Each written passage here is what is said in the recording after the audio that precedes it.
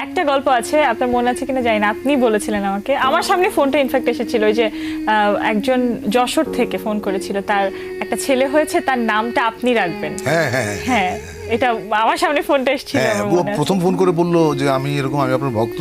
হ্যাঁ, তো আমি বললাম যে হ্যাঁ বলেন। বললো যে না, আপনি আমাকে তুমি করবেন, আমি ছোট। আমি হ্যাঁ বলো। বলে আমি প্রেগনেন্ট।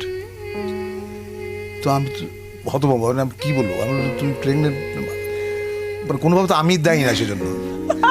তো এরকম আমি চুপ করে আছি। বললো কি যে আমার সন্তান হবে আগামী 2 মাসের মধ্যে। তো আমরা হ্যাঁ ঠিক আছে। বলে যে আমরা কিন্তু জানি না আমার ছেলে হবে না মেয়ে হবে। আমি বলছি সেটা ভালো। বললো যে আমি চাই যে আমার সন্তানের নামটা আপনি রাখবেন। তা আমি বললাম আচ্ছা ঠিক আছে রাখবো। তারপর তো তোমার সেটের মধ্যে ফোন হ্যাঁ, আসলো। আমাদের সেটাই ফোন এসেছিল।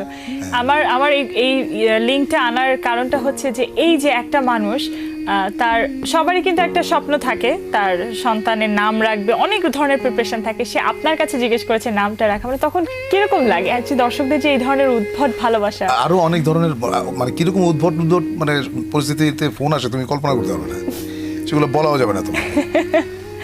এবং ভালো লাগে যে তা আমি ওর বলে দিই, আমি কিন্তু ডাক নামটা রাখবো, আসল নামটা তোমরা রাখবে। আচ্ছা আচ্ছা, আমি এরকম অনেকের নাম রেখেছি।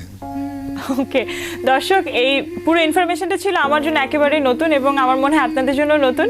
অনেকের নামই রেখেছেন ফরিদী ভাই, নতুন একটা ইনফরমেশন পেলাম।